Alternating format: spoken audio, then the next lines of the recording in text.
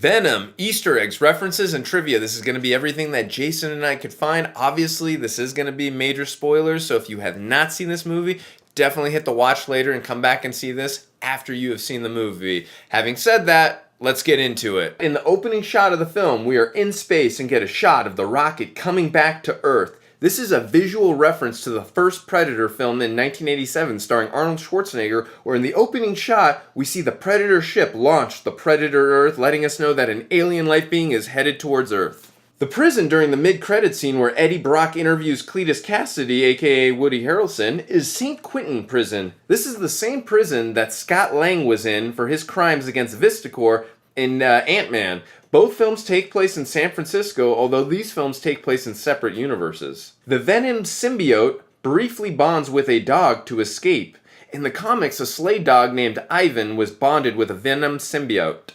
Besides portraying Eddie Brock, Tom Hardy also provided the voice and physical stand-in for several scenes of Venom. At the start of the film, when the space shuttle crashes, one of the paramedics responds there is an astronaut who survived named Jameson. This is likely a reference to John Jameson from the comics, who was an astronaut who in some versions was the one who accidentally brings the symbiote to Earth and is also the son of Daily Bugle publisher J. Jonah Jameson. His last film appearance was back in 2004's Spider-Man 2. The Venom symbiote recommends chocolate. According to the 1995 miniseries Venom the Hunger, symbiotes need a chemical called phenethylamine, which is available in brains and chocolate. Anne Wang briefly uses the Venom symbiote to rescue Eddie. This is an homage to the comics when Wang briefly wore the symbiote in the comics under the name of She-Venom. Tom Hardy cites that the Ren and Stimpy show from 1991 as an influence on the relationship between Eddie Brock and Venom.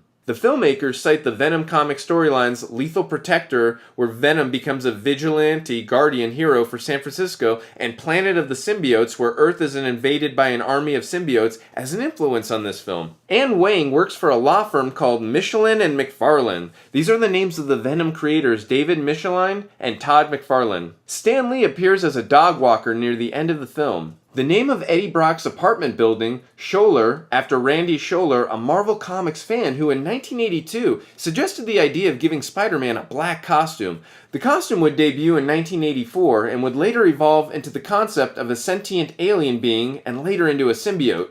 Emilio Rivera has appeared in both live-action movies featuring Venom. In Spider-Man 3, he played a police officer, and in Venom, he was the security guard who was friends with Eddie. Tom Hardy has played the supervillain Bane in The Dark Knight Rises.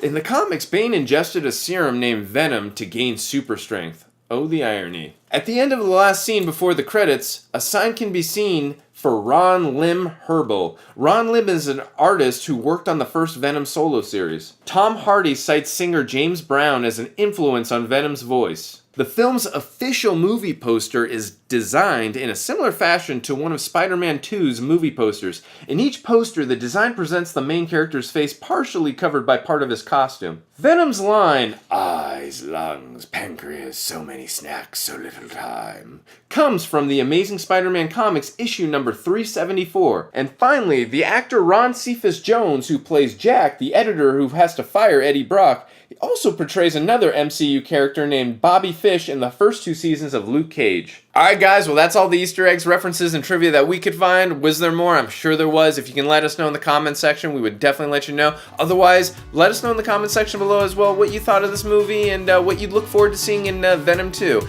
Me personally, obviously Carnage. Obviously I didn't mention that in this Easter egg video. I think that was obvious, but we did get to see Cletus Cassidy, aka Carnage, get that whole setup for the next Venom 2. So love to hear your thoughts below, and if you'd like to see more videos like this, hit the subscribe button. See you guys next time.